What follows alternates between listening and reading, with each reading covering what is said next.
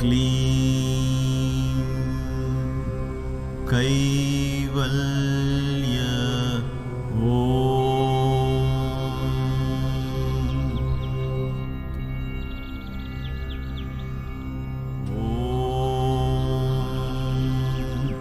क्लीं कैवल्य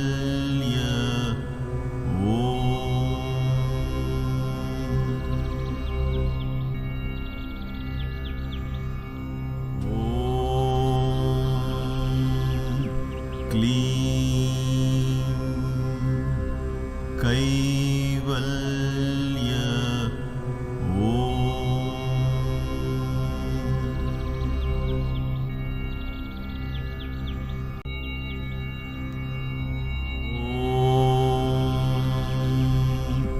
क्लीं कैवल्य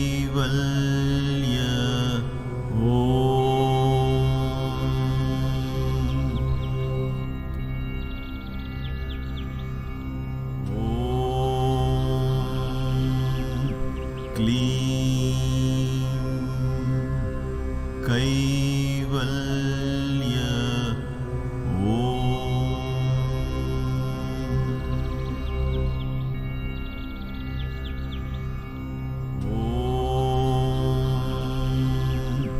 क्लीं कैवल्य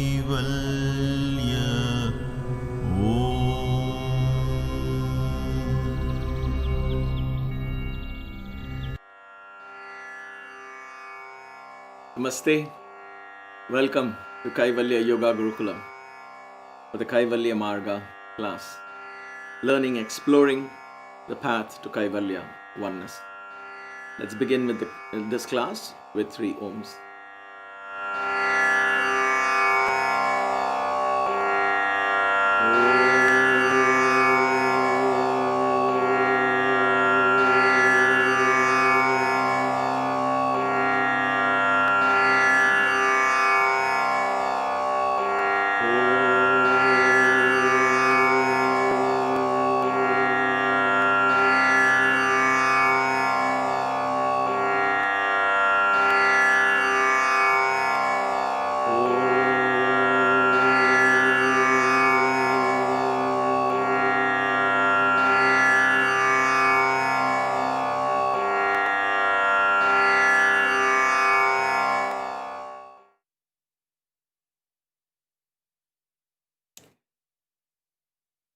After that not very successful attempt on Friday, let's make one more attempt today.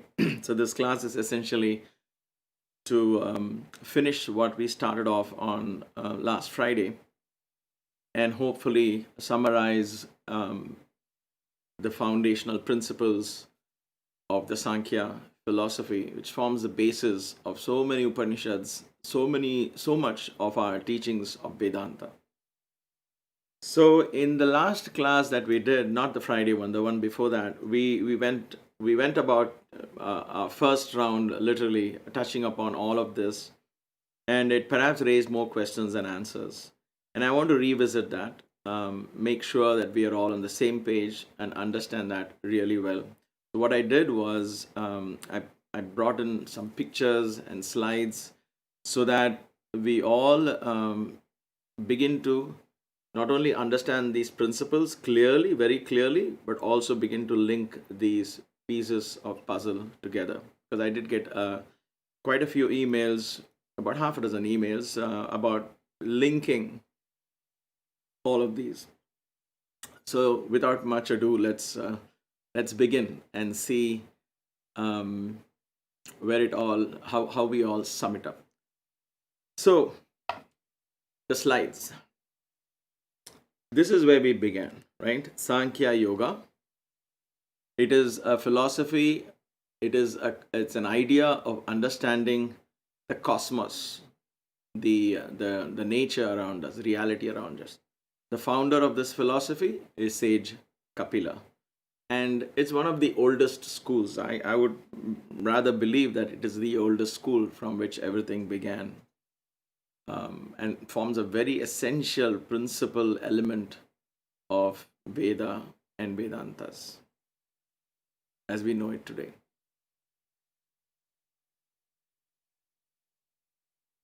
All of this is aimed for what? All of this whole study of cosmology. Why do we even need to know this, right? That's a question that will come to your mind, my mind as a student. But why do I need to know all that? Life is going smooth and fine. You see, when there is so much dirt in the room, one additional paper coming in or a little piece of something falling in, a little bit of dust in the room will not appear so much, right? So in a life where we are just drifting along without knowing, with a self-assumed identity, and without really knowing who we are, we feel life is okay. Yeah, this is all right. Everything is going fine. But that is what somebody would say. So if somebody who doesn't know who he is, what his name was, where he came from, will tell you, oh, why do you want to know all that? Everything is fine. The first question you're going to ask that person is, well, you don't know who you are, you don't know where you come from, how are you going to go back home when you need to go home? And that's the fundamental question in spirituality. And that's why we are approaching this whole subject. This whole path to Kaivalya is going back to that understanding the principle, the space, the dimension where this I in me comes from, right? That's what we're trying to learn. So I wanted to establish that. So this is basically answering, when you look into the mirror, you have to ask yourself, who am I? And watch the answer that instantaneously comes to you. Not an answer that you borrowed from books. That could also be there initially. But impulsively, instinctively, you don't even have to ask the question. You see somebody in the mirror. You see something in the mirror in front of you. You see something in the light, in the eyes that look back at you in the mirror. That will explain to you who you think you are. But is the fundamental answer? That is what we are searching for. That's what makes this whole thing interesting. Okay. So having said that, let's begin the study of the Sankhya. So here is a picture for you to consider. There is something in the background, a multicolored, multidimensional something. And there is a little womb, if you will, a life in the womb, lying potential. When I saw this picture first, I thought of Purusha and Prakriti. Which is Purusha? Which is Prakriti? I leave it to you. Now, two things you have to know here. One thing we mentioned last time was Purusha is Jna, J-N-A, Jna. I call that the knowing principle. Not even just knowing. It's so difficult to explain that. Knowing principle. Where the knower, the known, and the knowing, all of that go into one. So the mind can't logically explain that concept, that state. Because there is no subject, there is no object. And there is no process between the subject and the object. Everything becomes one. Okay, so that fails grammar because language is based on subject, a noun and an object and a pronoun and all of that. Here everything disappears. Even the I disappears. Even the I disappears in the Purusha state. And then there is Prakriti that is lying alongside Purusha according to Sankhya. Prakruti, note the spelling. It is just an English way of saying, I could have said P-R-A-K-R-T-I, Prakriti, but for those of you who may not understand that, I put a kru because I can't put an A there because it will become Prakrati. I can't put an I there, it will become Prakriti. So I put a kru it is, Prakriti. Equilibrium, if you notice, this is perhaps a new word. It is in a state of equilibrium, potent state. It's not manifested.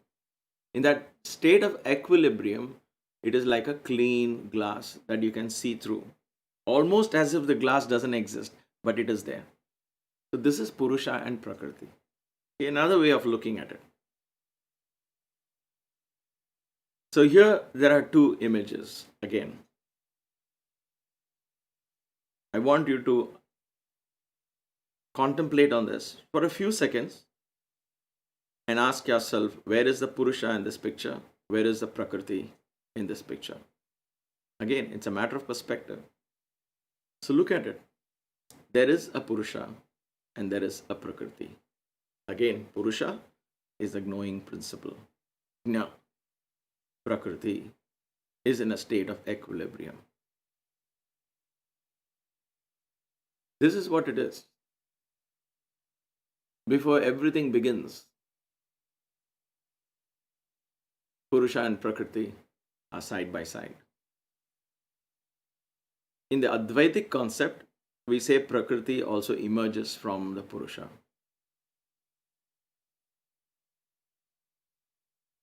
So the black space, the infinite vast space, could be Prakriti and the white dot could be the Purusha, or it could be the other way around. Prakriti in a state of equilibrium, lying within this Purusha, who is that vast, infinite expanse, the knowing principle. Either of them really doesn't matter at that point. That is why the Advaitins say at that point there is only one actually. The way we look at it too, which is Prakriti and which is Purusha, is a matter of perspective at that point here. But for our understanding, let us assume the duality principle here, where one of this is Purusha and Prakriti is equilibrium, in a state of equilibrium, not manifest. So when they are together, then, as I said in the last class, the way I have understood it, a sankalpa occurs. They are together, there is the sangam, in other words, satsangam, we say that the company of Purusha and Prakriti, they're lying together. So the seed is in the soil, and suddenly life emerges. That's what we are talking about. That is always going to be the $1 million question. That's going to be the greatest mystery that we'll ever resolve, we'll ever be able to solve. When exactly does this I come in, right? When exactly does life come? When this creation began? Now, as I said, we could understand this as an historical event. It is also not wrong to do that. But I want you to think of this more as every moment in my being, this is happening. And as long as this is happening, creation outside will happen. So this process of Purusha, Prakriti, Mahat, and all of that is a process within me and around me, constantly happening at every moment. Okay? So when Purusha and Prakriti are together, an energy called Sankalpa gets activated, a will emerges, and that will explodes into a brilliance. Brilliance, Mahat. You can call this as awareness, you can call it as consciousness, you can call it as intelligence. These are again different names. You can call it Sat, Chit, and Ananda if you want. These are different names again, given to this Mahat principle. It explodes. A consciousness comes into being. The moment the consciousness comes, because of Sankalpa, right? Suddenly Prakriti emerges out of her equilibrium because of Purusha. She emerges rather out of Purusha, out of her equilibrium, because in the Purusha she is enveloped in the Purusha consciousness. She is in the state of equilibrium, the way I understand it. And then she emerges out because of the Sankalpa, giving birth to consciousness or awareness or intelligence. And the moment an experience like this occurs, because this is now now it's suddenly coming into an experience, right? Awareness, intelligence, consciousness. The moment this explodes, then there has to be something to own this experience, and therefore the ahankara happens. The I am. So think of this, right? There was this explosion, the brilliance, a consciousness emerges. And the moment there is consciousness, the moment there is awareness, then the I am automatically comes. So these are all happening in the same, very, I mean, it's difficult to explain in terms of science, in terms of words that are beyond time and space. It's impossible. So I say everything happens in a moment. That moment is also, we understand it as a fraction of a second or whatever. But for now, it's okay. Let's go with that flow. At that very same moment, all of this is happening. Prakriti emerges, there's awareness, the I is born, along with the I comes what happens when the I comes. So we studied this last time. I just want to make sure we are all together on this principle without any doubt. The I am principle is formed. This could be the I in you, the I, cosmic I. Don't get confused between this is a little I and the cosmic I. Okay, the I. Okay, let me pause here for a second and explain this, because I didn't get emails about. So that is the cosmic I. Then where is the little I in the Sankhya? This I as Sundar that I identify myself, for the most part, is I am talking about me as my body. So in the end of Sankhya, when we come to the earth element, that's where I belong. Okay, that is this I is nothing. This I is so. That is why we call this as an ego that is looked down upon in spirituality, because this is very limiting me to one of the elements and not all the elements. And sometimes there's a combination of these elements when I mix emotions and all of that. But this I is the I that is also inside me only. So the cosmic I, don't think of it as somewhere up there. This is the real I in me. The I closest to Mahat principle. Okay, this is the I that I'm searching for, and from that I will take a leap. This is the Turiya Avastha I. Okay, this is that I. So when I say the I am principle, the Ahankara is a big I, but not cosmic I as somewhere out there, but think of it as within you. And the moment I am comes, then you have the Prakriti takes. All these are forms of Prakriti. So Prakriti becomes the Mahat, Prakriti becomes the I, and through the I, she expresses herself. I'm using the word she because Prakriti is considered feminine because of the creative potential that is there within her. So she becomes illumination. Pra is like Prakasha, Sattva, Prakasha, illumination, creativity, as we discussed last time. And then you have Kru. Kru is karma. Kru is activity. Because I had missed explaining pra, kru, and ti. So Kru is activity. Rajas. And ti is tamas, manifestation. Tamas. Okay. One of the listeners sent me a very nice message of Swamiji Paramarthananda, who explained also this, and he says it's knowing, action, and resting. He compares tamas to resting. After having achieved what you set out to achieve, then you rest. That resting state is tamas. I like that analogy as well. I like the word resting as well. I like these words, which doesn't necessarily create a negative phenomenon around tamas, which we are so inclined to think in our approach to the Vedantic philosophy. We approach tamas as something negative, but think of it as rest, a state of rest after having achieved, after having worked towards the manifestation of the idea in the sattva stage. So sattva, rajas, and tamas are three properties of pra, kru, and ti. This is the essence of the Shakti principle. So Brahma is a creative principle inside Prakriti. Vishnu is the maintenance principle, the activity principle, the energy that constantly incarnates, goes through birth after birth, teaching us how to live, and so on. Enlightened lifestyle comes in Kru, activity, and Ta is tamas. And then it goes back to being the Shiva in the graveyard, going back to its eternal life. So pra, kru, and ti. So this God, this Brahma, Vishnu, and Shiva, I'm using it as just a way of explaining Sattva, Rajas, and Tamas. Same thing could be understood Saraswati, Lakshmi, and Kali or Parvati. It's the same concept. Sattva, Rajas, and Tamas. Okay? Now, before I go further, these were not, when I say Parvati, Lakshmi, Saraswati, Brahma, Vishnu, and Shiva, these are terms we can apply to understand this, the nature, the stories around it. But they are real energies. Okay, the way to to tap into this creative potential is the Brahma energy. So there are ways to tap into it. So apart from this philosophy, the sages have gone. Think of this. This is a philosophy that's existence for thousands of years. Okay, so nobody sat around a round table conference and discovered gods and goddesses and said, all right, let's put a Devi here, explain this. It was not like that, as we would normally think. They just didn't cook up a goddess or god. This is an energy principle that is actually in motion.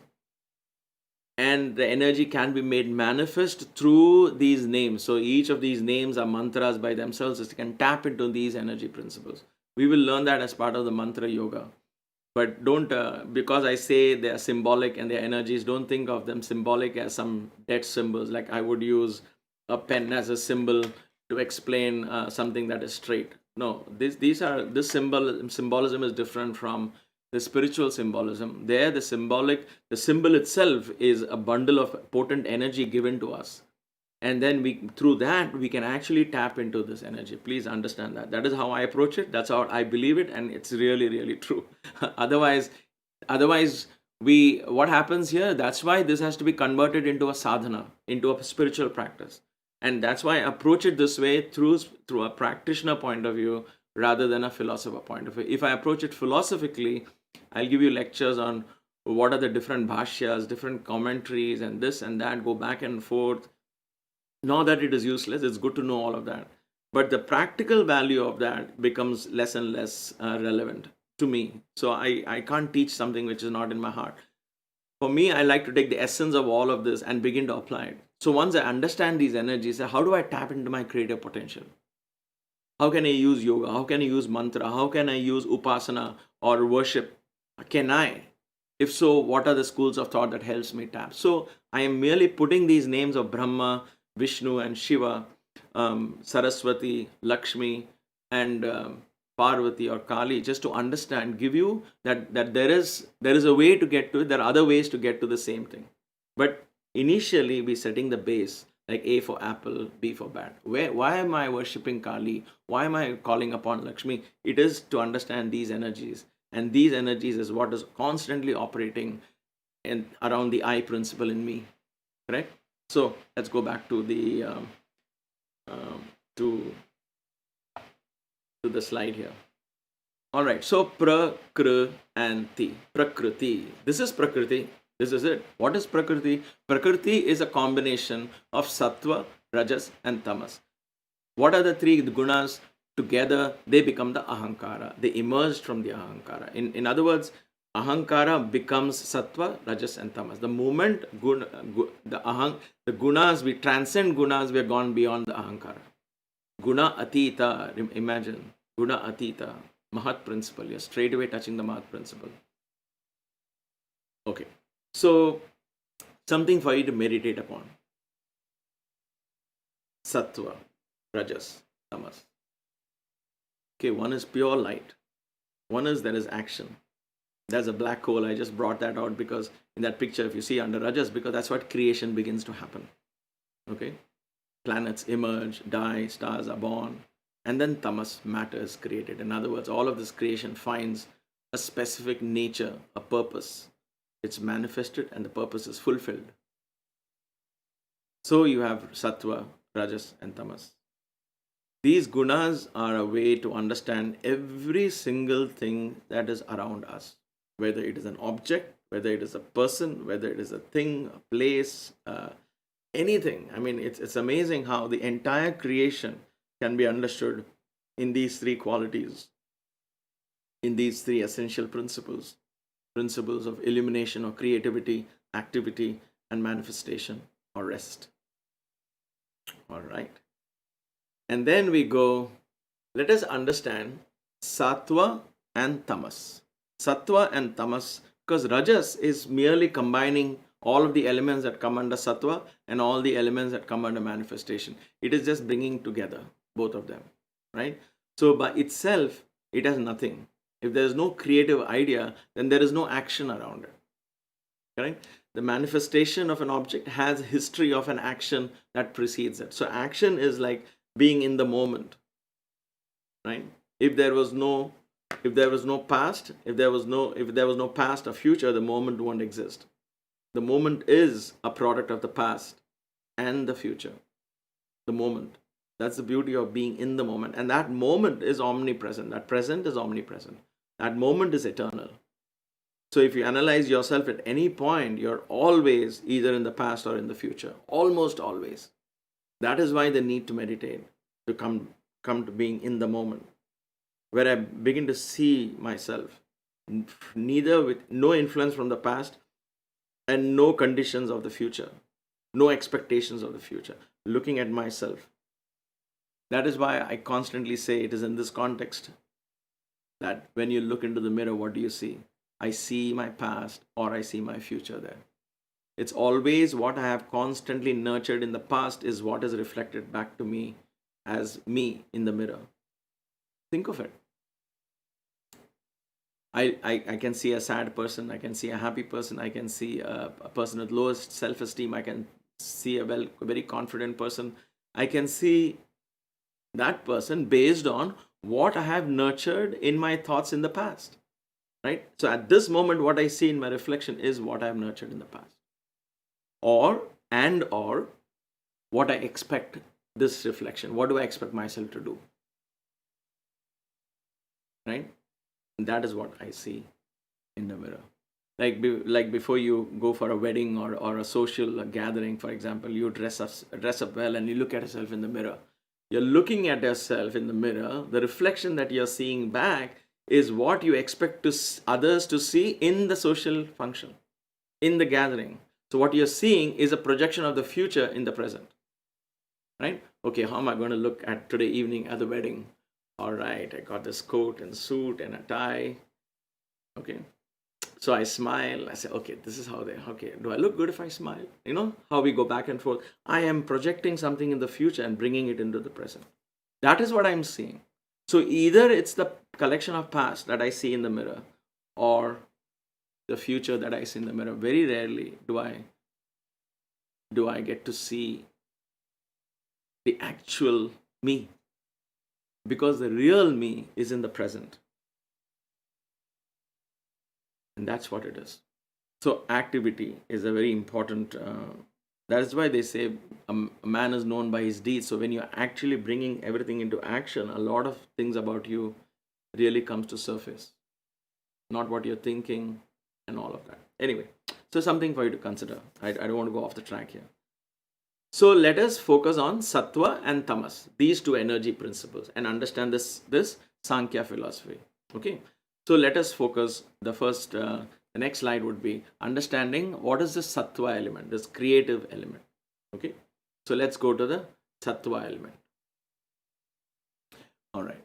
Sattva element, the creation. So if you notice in when I went back to the drawing, and we'll come to that towards the end in the previous class, I said Sattva, Rajas and Tamas are not of the other 25 elements. They are just categorized for our understanding. Okay, they are not part of the 25 elements. So if I were to let's say go here, if you see in this chart here, below here, you will see those three big red blocks, and those three red blocks, one is Sattva, one is Rajas, and one is Tamas. Now these three red blocks, these three red kites, if you will, they are not part of the 25 elements.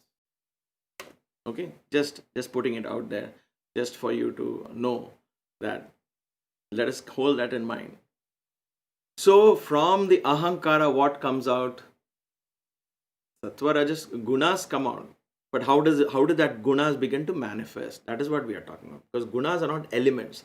They are just qualities that come out and then they begin to manifest. So in Sattva, the thing that manifests is the mind, manas. Manas is what manifests. So manas in its potent state, in its state of equilibrium, for the lack of any other word, is actually pure Sattva, pure creative energy. So nobody can say, I don't have creativity in me, I don't get good ideas in me. You can never say that in a practical sense, because you have a mind. As long as you have a mind, you have that creative potential. This mind is very close to the real I. Think of that.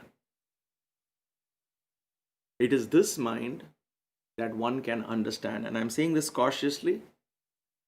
This is the mind that one can understand as Indra, the god of all gods, Indra. Please, when you watch these TV serials, I watch them a lot. These kind of philosophical doctrines, Puranas, in these modern creativity principle, if you will, they bring in a lot of action and drama around these energies. Don't get carried away by that. It's nice to have them. It's nice to have them as stories. It's nice, good entertainment. But don't get carried away by this Indra who is constantly projected as some guy who's utterly confused and who is not very good to be a role model. Indra is an amazing power. To me, Indra is this mind in its pure sattva state. Because it get mingled with all of these others, you tend to see. That's why they show Indra as going back and forth between the high supreme powers and back, and he negotiates with demons. He goes back and forth. So he is like that. That is the state of the mind. But in its purest form, the mind is Sattva, God of all gods. This is the God of all gods. This is close to the I, right? Manas. Keep that in mind.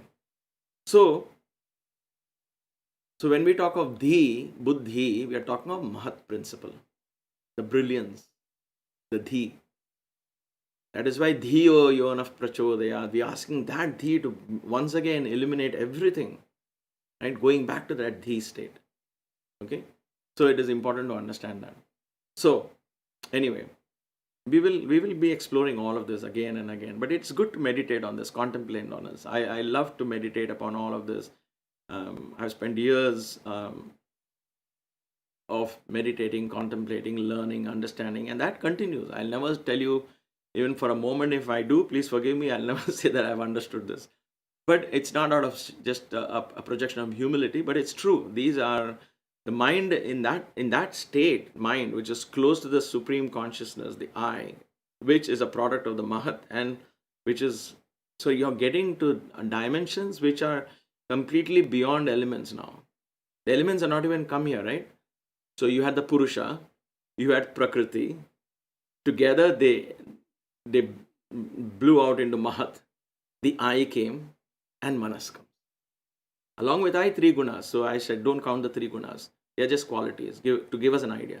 So Purusha, Prakriti, Mahat, Ahankara, Manas. That is the state of Manas. So don't beat yourself. Don't look down upon Manas. This Manas, by its nature, is fantastic. That is why when you sleep well and you get up, you feel very refreshed. No matter how dejected you are, how sorrowful you are, how angry you are, how upset you are, the sleep restores, because in sleep your mind goes back, withdraws itself away from all the senses. Deep sleep, I mean, right? Deep sleep, it withdraws itself away from all senses. So no, that is why Baba many times he would tell me especially, for the amount of anger that you're getting, because I used to be very angry with him. I mean, I wanted answers. I wanted things like this. I would ask, why are you giving me the liberation right now if you're God, and things like that. I was crazy. So and he would say, for your anger, I would suggest you just take a pillow and think it is my lap, and you put your head on that lap and go to sleep. Don't get so angry. It will not get you anywhere. That is not sadhana. That is not even bhakti. So, I mean, he wouldn't say it in such nice words. He would tell other boys, look at this mad fellow and all of that. Anyway, those are all my own stories. But the point here is, Manas, when it goes to sleep, actually gets refreshed. That is why in meditation, what we do, we consciously try to go to that place. Withdraw the mind, withdraw. So when we practice Raja Yoga, the pure yoga, the Shiva Yoga, the Yama, Niyama, when we bring a lifestyle around our practice, then when we do asanas, when we come pranayama, we focus on the breath. Then pratyahara, what am I doing?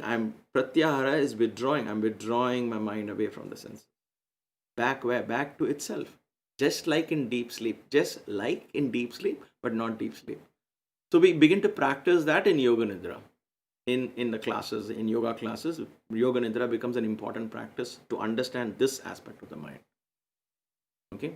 So this is the jewel, the great jewel within us. So Manas. What does this Manas do? It has 5 basic functions of action. Now the word Indriyas, I'm going to redefine in this class, just so you and I understand it better. I call it functions.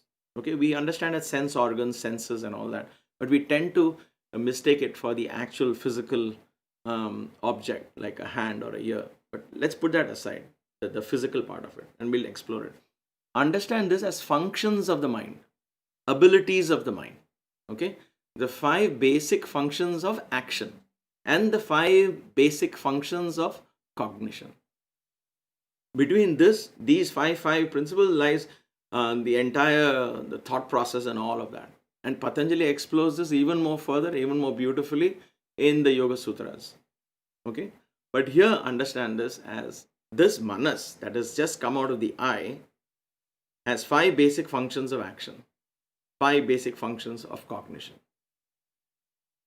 This manas is above the elements.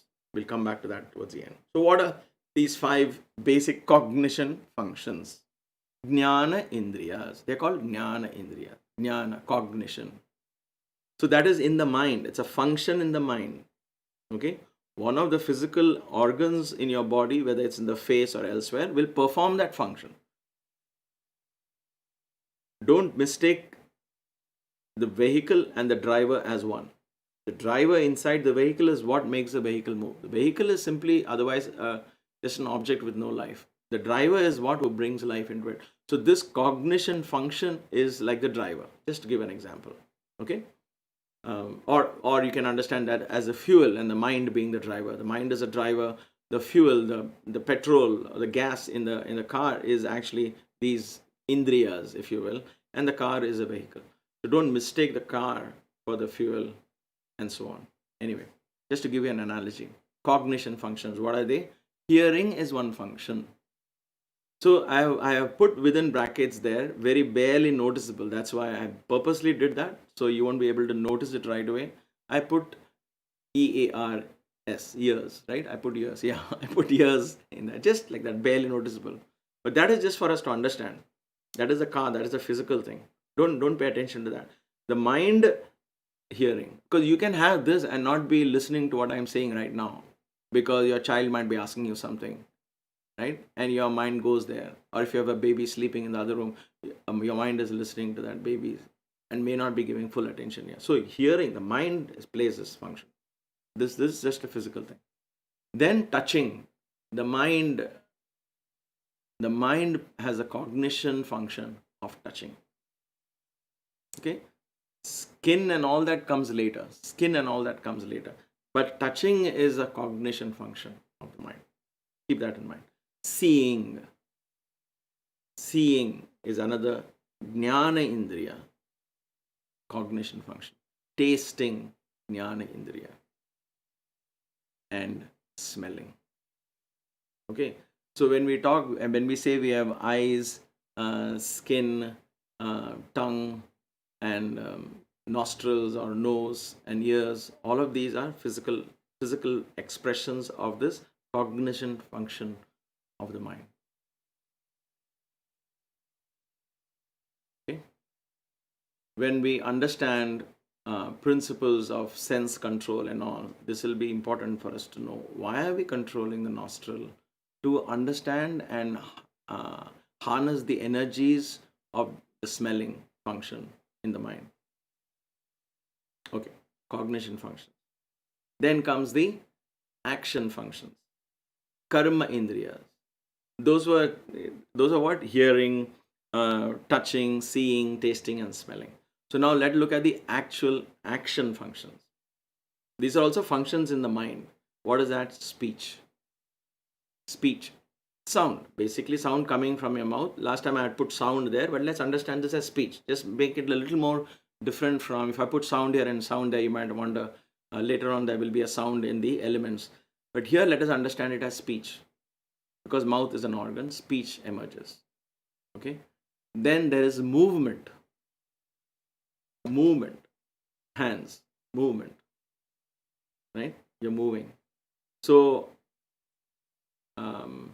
movement is identified from fingers, because the first thing that moves is your finger. In when you say life comes into somebody, first you'll see the tips of the fingers moves. So that the movement is so subtle that all these lie detector machines they touch, they feel the movements in the surface of your skin to determine what thoughts go on inside. That's how subtle this is. So movement is always symbolized by hands. It's not a modern discovery. This was discovered by our yogis thousands of years ago. So speech and movement. Then comes locomotion. Locomotion. So I am moving like this, but I'm not moving from one place to another, right? In one place, I am moving. Like a tree is in one place, it is swaying. So that is movement, right? That is movement. This one is moving from one place to another. So that the actual organ is feet that moves you from one place to another, but the function is locomotion. Maybe I'm playing with words, but at this point I use these words to, it helps me become more clearer in my thinking as to there is a movement and there is a locomotion, the actual movement, if you will, if you call it actual movement. Moving from one place to another is different from moving in one place, shaking in one place, swaying in one place. So movement versus locomotion. So that locomotion becomes feet. That's why feet is considered karma indriya. Okay. Then you have procreation, the ability to create.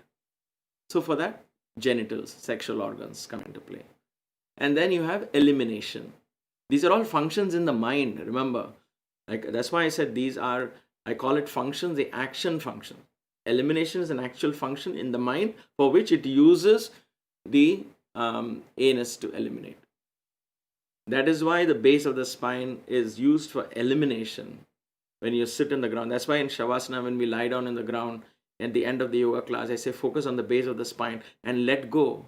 Let go, because it is from there you can let go. The idea of letting go from the base of the spine is easy for the mind to understand. Apana Vayu goes downwards. It just takes all the energies down and out. So you can let go. Right? So this is how I begin to relate this in everyday practice. For now, begin to get more clearer now. So the mind is what now? The mind has 10 functions. So let us go to that chart here. Just pay attention to the left side of the chart. You have jnana indriyas. You have hearing, touching, seeing, tasting, and smelling. Then you have karma indriyas, which are speech, movement, locomotion, procreation, and elimination. This is the left side of me. But you see me in the center, you see the left side, this side. I'm sorry, wait, you will see it here. Wait a minute, how is it done? Oh, here. I'm seeing myself in the mirror, I'm getting confused. Okay, so this side, you will see the functions. What are these functions? The cognition functions and the action functions. Okay, let's go back to the drawing board. And so now I want to draw your attention to the tamasic element. Let's go to the tamas side. So we understood sattva, manas, and the 10 elements comprise. Now we got how many? 10 plus 1, 11. Ahankara, mahat, prakriti, and purusha. Starting from beginning, purusha, prakriti, mahat, ahankara, manas. 5 over there, and then you have 5 karmendriyas, 5 jnana indriyas, 5 cognition functions, 5 action functions, right? So that is 10. 10 plus 5, 15. We have covered 15 out of the 25 elements, Sankhya. So what are the other 10? We go to the tamas, the manifestation side of it. Okay, let's go to the manifestation side. And for that, again, I have made these nice pictures. So let's see. All right. PANCHA TANMATRAs, 5 subtle elements. These are elements, actual elements in creation. Energy principles. Energy, not like sattva, rajas, and tamas are very subtle qualities. They're just given that to help us categorize in our minds to understand that. But what we are now talking is manifestation, creation in actually as manifested. That's a tamas, right? So let's go back to that. So what are they? These are subtle elements. What is that? Shabda, sound. You can also understand this as vibration. Think of vibration.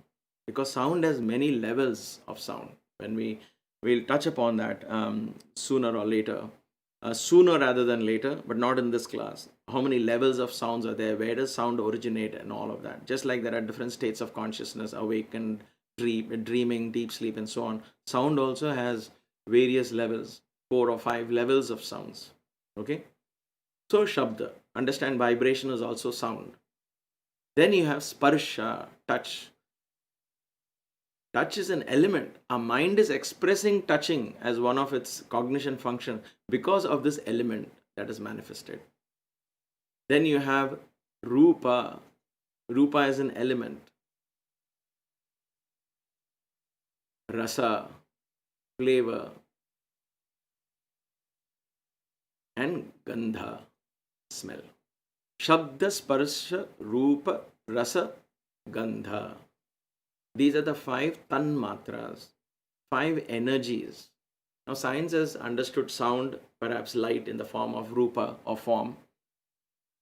But touch is, when we talk of touch as healing, you go to alternative medicine practitioners, you go to a massage for if somebody touches you, you go to a guru and he touches you on your forehead. That touch is healing touch because touch is an energy. When somebody touches, once you pay attention to this, when somebody touches you, when you touch your child, when your child comes and touches you, close your eyes and just observe the energy of touch. Just observe the energy of touch. It's fascinating. Just observe the energy of touch. Don't make up your mind good or bad. Just observe. What is it? When somebody touches me, how come I become suddenly so awake? That's why even when you're fast asleep, you could be calling somebody, they may not hear, but you could touch somebody and immediately they will feel, right? Touch is an energy. You're using your hands and your skin and all of that is to experience that energy. So like I said again, don't confuse the two. One is an energy, the other one is a medium to experience that energy. Skin is a medium to experience that energy, right? But touch is an energy. And there is an element that carries that energy to us. So that is what we'll study in the PANCHA. So think of all of the same thing with Rupa. Form is an energy. So it is an energy. Please understand this. When you do worship to Shiva and you're meditating on his form, that you're harnessing the energy called form energy. And from that energy, you go burst forth into the Mahat stream. You have a chance to go straight into the Manas and go into Mahat because you can go to the formless. So think of these as energies. That is why for us, a form is such an important thing.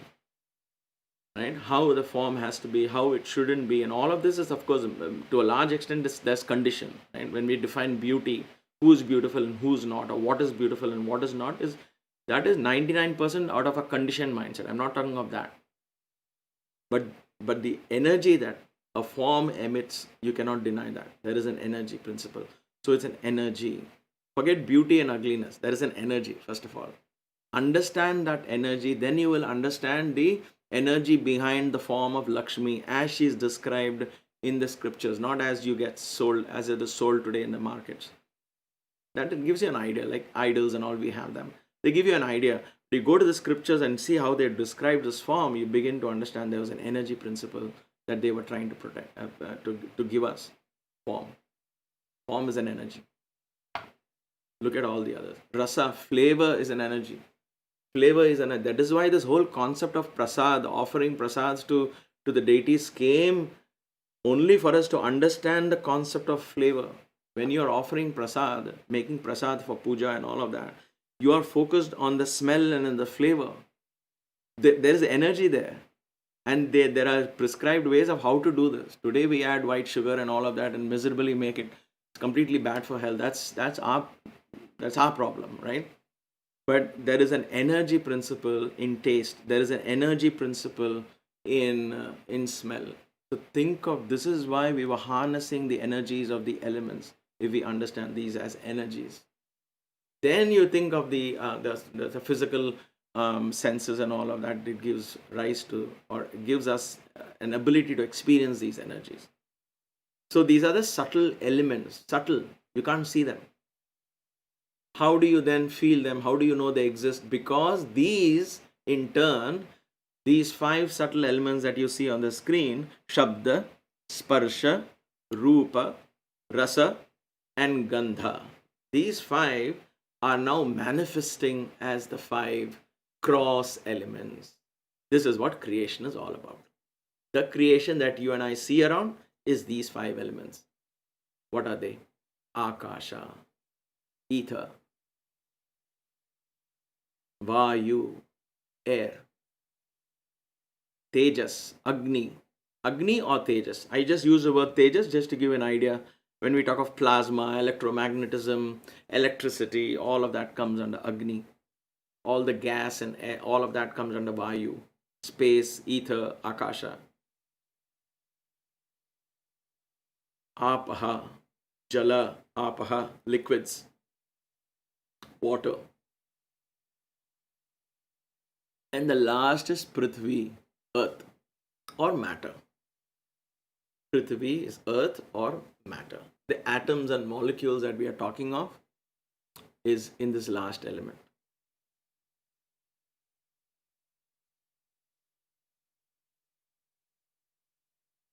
All right. So now let us piece all this together.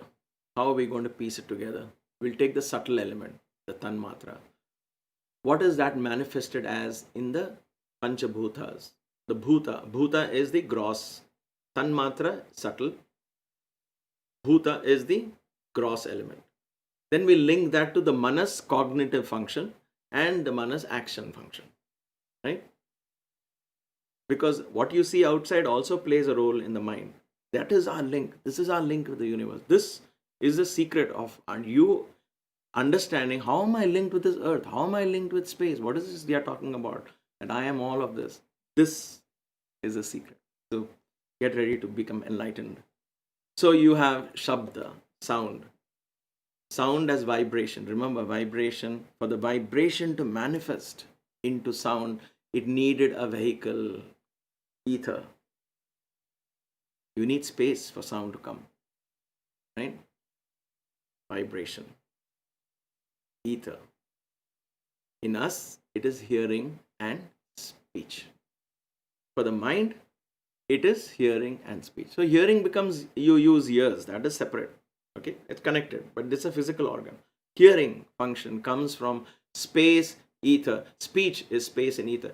Understand this. If fundamentally in creation, if speech, fundamentally in creation, if space was the basis now, right now, to contain galaxies and stars and all of that they talk about, okay, billions and billions of light years expanse and all of that is contained where? In space, right? And how do I relate to space? Through hearing and speech. If that is the basis of all creation, if that is the container of all creation, then my hearing and my speaking becomes the container of everything that is created in my consciousness. In my consciousness. Please understand this. And we are going to explore this again.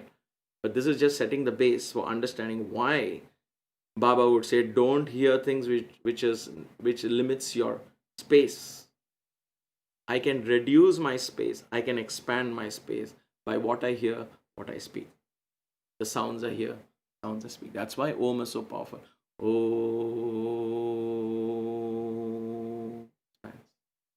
Ha of the Hanuman. Ha of Hayagriva. Namaha.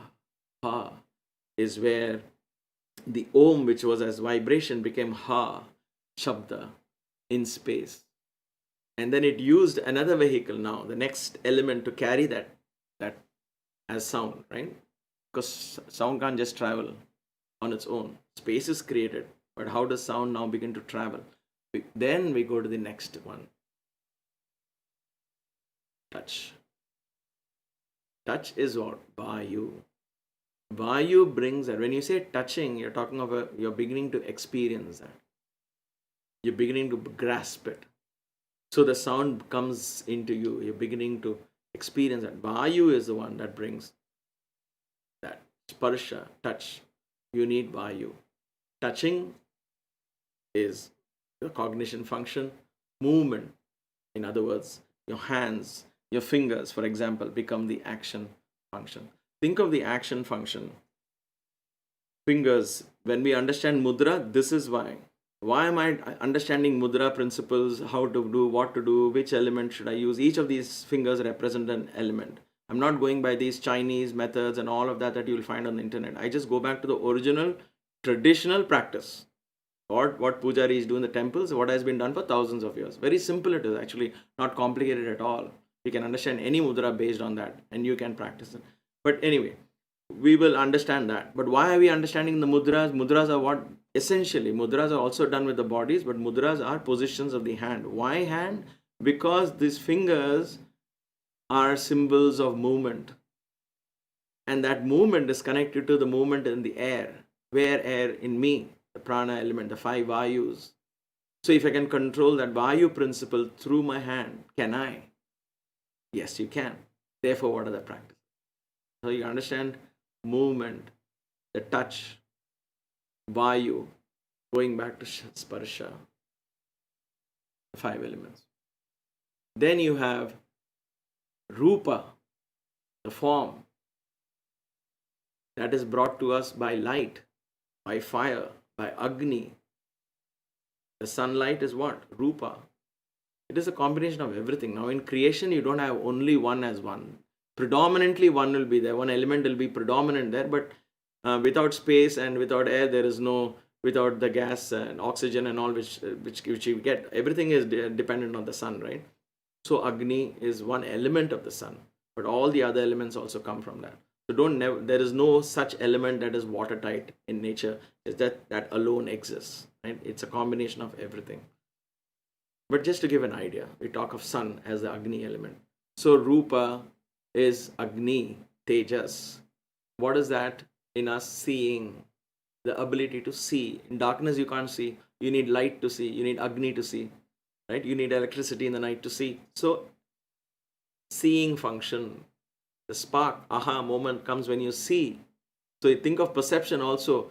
Jnana is also light. That Mahat is ultimate light, enlightenment, right? So seeing and locomotion, movement.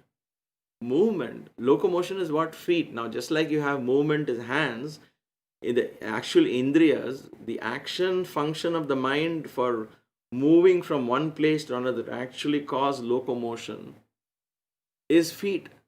Now how is feet connected to fire? Think about it as homework. How is feet connected to the fire element? Very interesting. We'll explore that as we go along. But that's something for you to think of. I explained the hands and fingers, but I want you to consider this as a little bit of homework. Meditate upon why is feet considered and linked. The feet in the physical sense organ linked to that function of the mind, which is talking of locomotion, movement. So when we talk of asanas now, this is what I'm controlling. This idea of kadala to move, as Baba would say, the chanchalatvam. Chanchalatvam is constant wanting to move from one place to another. Like now we are confined to our homes in this COVID-19 this scenario. We want to move out. We want to move because we're used to it. We want to get out there. In asana practice, you slow that down. Stay still. Don't move. So you get into a uncomfortable asana and you just say, oh my gosh, I want to get out of this pose. Immediately you want to move, but then you practice stillness in that pose. If you can practice stillness in that pose, in that uncomfortable pose, then everything else will become easier for you. Staying still comes from here. Because in understanding my stillness in my body is linked to that function in the mind, which is locomotion, which is connected to the fire principle, which is connected to my eyes. So I can control anything that comes to my eyes. I will not allow it to affect my mind, and so on. There's so much layers of learning, right? Once you begin to link all of this. All this is open for meditation, right? Each one element, you can take one per day and meditate. How are these connected? How am I utilizing them in my everyday life? Okay? Without judging, just observe, make notes. It's fascinating. Then comes rasa. Like, give me 5 minutes more. If you are getting out of time, you can log out, but I have to finish this lecture today. So if it takes 5-10 minutes, I will have to finish it. So bear with me. Sorry about that, but this is so important. I can't cut this for want of time. Rasa is liquids, flavor. The tongue is always saliva in it. Because water, if there is no water in saliva in your mouth, you will not be able to taste. If you see a tasty food, first thing what happens, your mouth, the saliva begins to swell in your mouth, correct? So saliva, rasa, flavor, liquids. So the subtle element is flavor. Imagine that as a energy. Your food has to have flavor, not the conditioned flavor. Again, just like beauty, not conditioned thing, not that things you're conditioned to. I'm not talking of that. Think of, when I say flavor, I don't want to get in too much into detail, but there are 6 flavors, 6 tastes that has to be there in every meal. And bitterness is one of them, spicy is one of them, astringent is one of them, sweet is one of them. So Ayurveda talks about the 6 flavors that should be there in every meal. But do we go in balance? So are we going too much sweet? Are we going too salty? Are we going too spicy? Where is bitterness in my food? I need to ask. Or am I dubbing everything with one garam masala I put on everything and they all end up tasting the same, and therefore I become addicted to one particular kind of taste, one particular kind of smell. Then I'm limiting my space, my creation to that. So this is how you begin to link all of this, right? So rasa is flavor. That flavor is given by water. Water strangely has no flavor of its own, but yet water is an important element to help you taste. Isn't that fascinating? So what the mind's cognition function is what? Tasting. And that is linked to procreation. Your tongue has a direct link with the sexual organs. So now you link why in the Vedanta, in spiritual practices, in yoga, they talk about fasting and all of that. To understand the sexual energy and to harness the energies of procreation is not a small energy. Your ability to create life, whether you're a man or a woman, is different. A woman has even more greater abilities because she carries and nurtures that and helps the egg fertilize. So that's an entirely different ball game, which I cannot speak of at all. I have no idea then what I'll be speaking of. But the fact that you are able, man and woman together, are able to create, that's an amazing energy. What if I begin to understand the potency that lies in that energy? How can I understand that? Understand the tongue, understand the water element in your body. Understand. I'm not talking about good and bad at all here. Understand. Understand. Rasa, apaha, tasting and procreation. And then comes the last one. So now you can piece the last piece, I'm sure. Gandha, smell. When you smell, you know that there is matter somewhere. Only matter has the propensity to emit smell. And that is smelling is the cognition function of the mind, and elimination. So when you pass fecal matter out of your body, that smells the most, right? As a strong smell, good or bad, forget it. The strongest smell is when you're eliminating, correct? Smell connected to matter, connected to the anus region, bottom of the spine, letting go. All of that, connect all of this matter. Matter is connected to smell. Smell is with elimination. If you want to understand your health, and I've spoken this in the lecture of when I explained Brahmarpanam, I think long time ago, it's there somewhere, but we'll revisit this in terms of food and health. In the health and physical body, this is matter, this is earth. If this earth element has to be in good condition, examine the quality of your stools, period. I hate to say this, but you have to look down into the toilet bowl before you wash the water and flush it. Look at the quality of the stools. That will explain to you the health of the earth element in your body. In other words, the health of your body. And that is linked to the aham vaishvanara bhutva, the ability to digest. Because the ability to digest is reflected in the quality of the stools. Correct? If you have loose motions, what happens? You're not able to digest. So what will be the quality of your stools? There will be too much water instead of earth. If there is solid earth in the anal region as it passes out of anus. Because water passes out of the other genitals, right? Water does not go through the anus. So think of all of this. All of this has an energy principle, organs dedicated to express, and you can understand a lot about yourself through these. Without making judgments, without Get out of that conditioned mindset and look at it like a 5-year-old or 2-year-old maybe. Okay? So elimination connected to the earth element, smell connected to the earth element, gandha, nostrils connected to the earth element. And so I want to end this with this. Before I come here, let us take one more look at this chart. I want to put this all together. So now look at the chart. Let me see if I can get out of the way.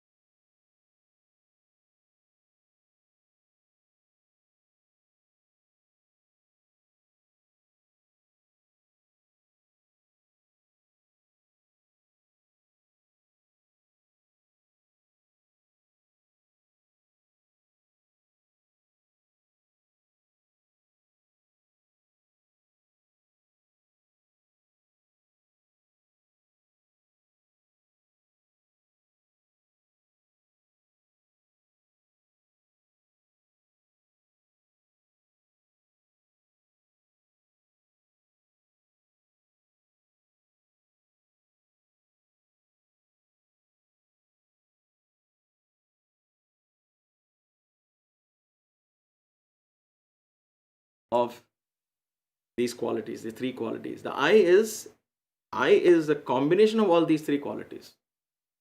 So guna atita is actually going beyond the I, going back to the Mahat, as you see it there. Okay. So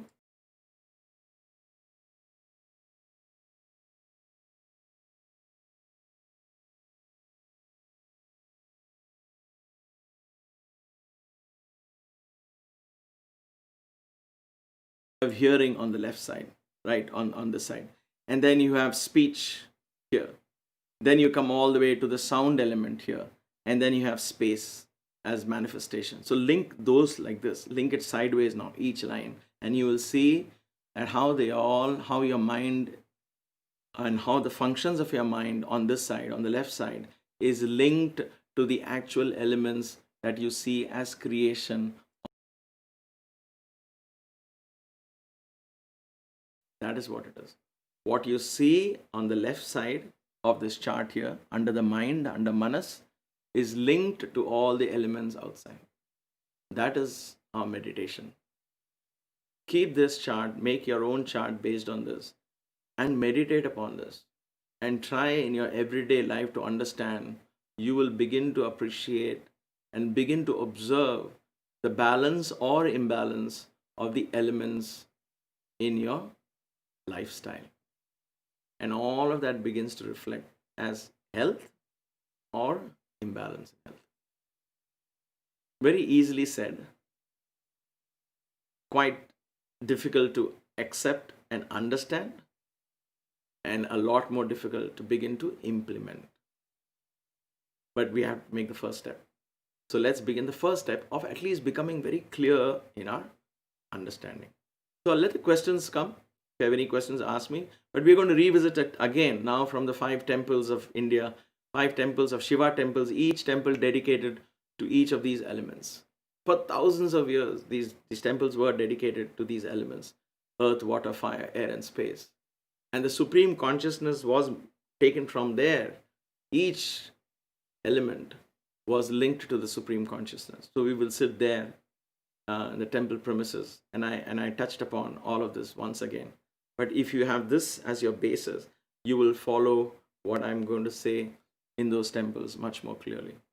I feel so guided doing this. I'm feeling so happy that I was able to do some justice to this.